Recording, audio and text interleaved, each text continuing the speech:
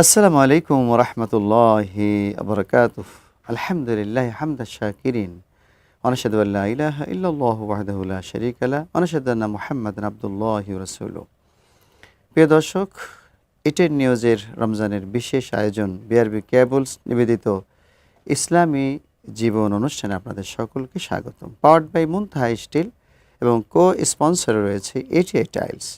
প্রিয় দর্শক, আজকের এই অনুষ্ঠানে আলোচনার জন্য একজন প্রাজ্ঞ মাওলানা মুফতিকে আমরা আমন্ত্রণ জানিয়েছি। তিনি হচ্ছেন হযরত মাওলানা আবু বকর মোহাম্মদ তাহের, প্রিন্সিপাল আন-নাজাহ তাহফিজুল কোরআন মাদ্রাসা সাফা। আসসালামু আলাইকুম ওয়া রাহমাতুল্লাহি ওয়া বারাকাতুহু। ওয়ালাইকুম আসসালাম ওয়া রাহমাতুল্লাহি ওয়া বারাকাতুহু। ভালো আছেন? আলহামদুলিল্লাহ, আপনি কেমন আছেন? আলহামদুলিল্লাহ। তো শেখ, আজকে আমরা একটা বিষয় আলোচনা করব, সেটি হলো ন্যায় বিচার ও সামাজিক ইনসাফ। তো ন্যায় বিচারের অভাবে যে কী অবস্থা পৃথিবী ত্রাহি ত্রাহি করছে, in the light off the Holi Quran and সুন্নাহ যদি আপনি বলতেন। আলহামদুলিল্লাহ, চমৎকার একটি বিষয় আপনি সামনে নিয়ে এসেছেন।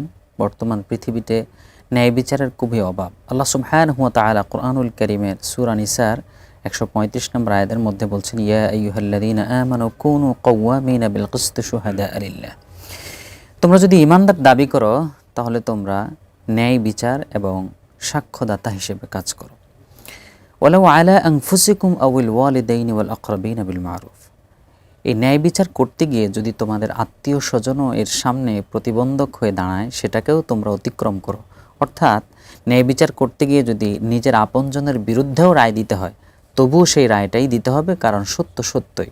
আস-সিদকু ইউনজি ওয়াল কিযবু ইউহলিক। সত্য মানুষকে মুক্তি দেয়, মিথ্যা মানুষকে ধ্বংস করে।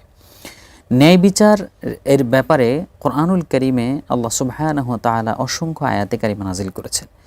বিশ্বনবী সাল্লাল্লাহু আলাইহি ওয়াসাল্লাম যে কয়েক বছর তিনি এই পৃথিবী শাসন করেছেন, বিশেষ করে মাদানে জিন্দেগির 10টি বছর তিনি কোরআনের আলোকে তিনি সব কিছু পরিচালনা করেছেন। সেখানে আদল, জাস্টিস এমনভাবে প্রতিষ্ঠিত হয়েছে যে এক মহিলার বিরুদ্ধে বিচার আসলো, যে মহিলার নাম হচ্ছে খুজাইমা গোত্রের মহিলা ফাতেমা তার নাম।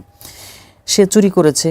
এখন সাহাবাই কেরাম তো উসখুস করতেছে যে মহিলার বিচার তো হবে কোরআনের আলোকে। আস-সারিকু ওয়াস-সারিকাতু ফাকতাউ আইদিয়াহুমা।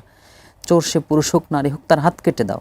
সাহাবাই কেরাম শঙ্কিত, এত উচ্চ বংশের একজন মহিলার হাত কেটে ফেলা হবে, কেমন হয়? আল্লাহ রাসূলকে কে সুপারিশ করবে? ওসামা বিন জায়েদকে সবাই পাঠিয়ে দিল। ওসামা বিন জায়েদ আল্লাহ রাসূলের সামনে যাওয়ার পর আল্লাহ নবী বললেন, কি বলতে চাও বলো। ওসামা বিন জায়েদ বললেন, ইয়া রাসূলুল্লাহ, ওই মহিলার ব্যাপারে কথা বলতে যাচ্ছিলাম। রাসূল করিম সাল্লাল্লাহু আলাইহি সাল্লাম রাগান্বিত হয়ে গেলেন, চেহারা তার লাল হয়ে গেল। তিনি সমস্ত সাহাবীদেরকে ডাকলেন, বললেন যে সবাইকে আমার সামনে আসতে বলো। সবাই যখন সামনে আসলো, আল্লাহর নবী তখন সাহাবীদেরকে উদ্দেশ্য করে বললেন, আল্লাহর কসম করে বলছি, তোমাদের পূর্ববর্তী যুগের লোকেরা দুর্বলদের উপর বিচারের রায় কার্যকর করত আর সবল ব্যক্তিদেরকে ছেড়ে দিত। অথচ আজকের দিনে এই মহিলার পরিবর্তে, ওয়াল্লাহি আল্লাহর কসম, লাউ আন্না ফাতিমাতু বিনতে মুহাম্মদ সারাকাত, যদি মুহাম্মাদের মেয়ে ফাতেমাও চুরি করত, লাউকাত্তিআন্না আইদিয়াহুন্না, অবশ্যই আমি তার হাত কেটে দিতাম। এতে আমি বিন্দুমাত্র ছাড় দিতাম না। দেখুন, কোরআনুল কারীমের আয়াতের আলোকে আউল ওয়ালিদাইনি ওয়াল আকরাবিন, তোমাদের পিতামাতা অথবা নিকট আত্মীয় কেউ যদি এই ধরনের অন্যায় করে, তবুও তাকে ছাড় দেওয়া যাবে না। সঠিক বিচারটা তার ক্ষেত্রে করতে হবে। ন্যায় বিচারটা এখানেই। এবং ন্যায় বিচার যারা করে তাদের পুরস্কার দুনিয়াতে যেরকম রয়েছে, আখিরাতেও সেরকম রয়েছে। রাসূল সাল্লাল্লাহু আলাইহি ওয়াসাল্লাম বলেছেন, সাবআতুন ইয়াযিল্লুহুমুল্লাহু ফি যিল্লিহি ইয়াওমা লা যিল্লা ইল্লা যিল্লুহু। হাসরের মাঠ যেদিন কায়েম হয়ে যাবে, যখন সূর্যের তাপ মানুষের কাছাকাছি চলে আসবে, আরশের ছায়া ব্যতীত আর কোনো ছায়া যেদিন থাকবে না, সেদিন ওই আরশের ছায়া ভিআইপি গ্যালারিতে 7 শ্রেণীর মানুষকে আল্লাহ জায়গা দিবেন। এর মধ্যে 1 নম্বর আল্লাহর নবী বললেন, ইমামুন আদিল, ন্যায় বিচারক যিনি, তাকে আল্লাহ তাআলা সেখানে জায়গা করে দিবেন। সুবহানাল্লাহ। শেখ, আপনি বলতেছিলেন ন্যায় বিচারের বিষয়ে। আমরা তো হযরত ওমর রাদিয়াল্লাহু আনহুর ছেলের বিচারের বিষয়টাও জানি। আর কিছু যদি বলতেন। জি, আপনি চমৎকার একটি বিষয় সামনে নিয়ে এসেছেন। ন্যায় বিচারের দিক থেকে সাইয়্যিদনা হযরত ওমর রাদিয়াল্লাহু তাআলা আনহু, তিনি এমন ন্যায় বিচারক ছিলেন যার নিজের সন্তানের বিরুদ্ধে মাদক সেবনের একটা অভিযোগ আসলো, অথচ সেটা মাদকও ছিল না, সেটা এক ধরনের পানীয় ছিল।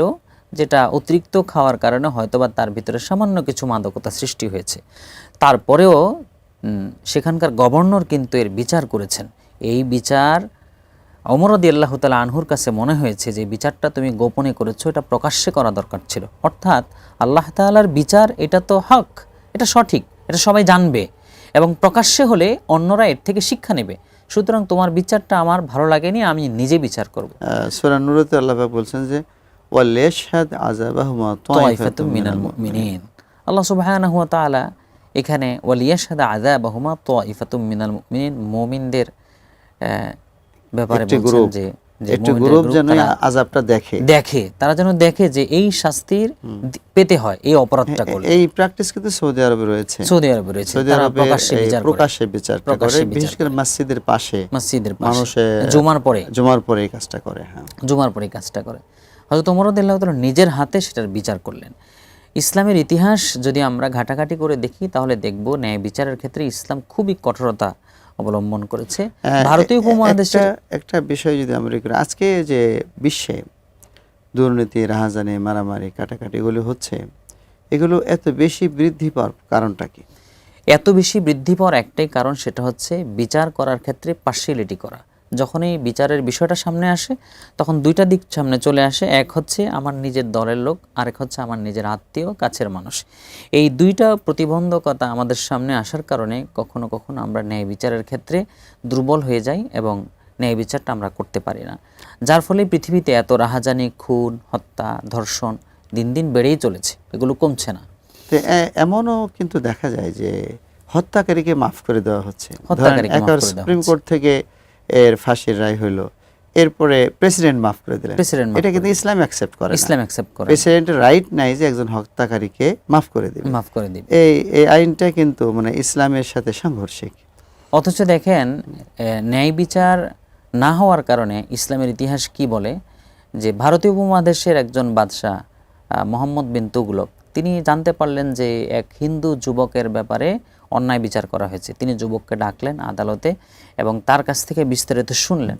শুনে তিনি তার শরীরের পোশাকটা খুলে দিলেন, খুলে দিয়ে তার সামনে পিঠটাকে উন্মুক্ত করে দিলেন এবং বললেন, তোমাকে পিঠে যে কয়টি আঘাত করা হয়েছে সেই কয়টি আঘাত তুমি আমাকে করো। এবং যখন যুবক করতে চাচ্ছিল না, তাকে জোর করে করানো হলো এবং তাকে বলা হলো আরো জোরে মারো। এভাবে করতে করতে তিনি রক্তাক্ত হলেন। যখন শেষ হয়ে গেল, এবার তিনি ওই যুবক কিন্তু কাঁদছিল এই ঘটনায়, কিংকর্তব্য বিমূঢ় হয়ে গিয়েছে। এবং বাদশাহ বললেন শেষ পর্যায়ে, হে যুবক, তুমি তো জানো না একজন মাজলুমের ফরিয়াদ এবং আল্লাহ তাআলার মাঝখানে কোনো পর্দা থাকে না। আজকে ন্যায় বিচারটা যদি এখানে প্রতিষ্ঠিত না হতো তাহলে এর জন্য আমাকে আল্লাহর কাছে জবাবদিহি তার সম্মুখীন হতে হতো, যার ফলে আমি এটা করেছি এবং আল্লাহ আমাদেরকে মাফ করে দিবেন। প্রিয় দর্শক, আজকে ন্যায় বিচার না থাকার কারণে হত্যা, রাহাজানি, দুর্নীতি, বিভিন্ন জিনিস শুধু বেড়েই চলছে। এদের লাগাম যদি টেনে ধরতে হয় তাহলে আমাদেরকে ইসলামের এই ন্যায় বিচারকে আমাদের সমাজে কায়েম করতে হবে। আল্লাহ পাক আমাদের সকলকে তৌফিক দান করুন। আপনাদের সকলকে ধন্যবাদ জানিয়ে এবং আগামী পর্বগুলো দেখার সাদর আমন্ত্রণ জানিয়ে আজকের মতো এখানে শেষ করছি। আসসালামু আলাইকুম ওয়া রাহমাতুল্লাহি ওয়া বারাকাতুহু।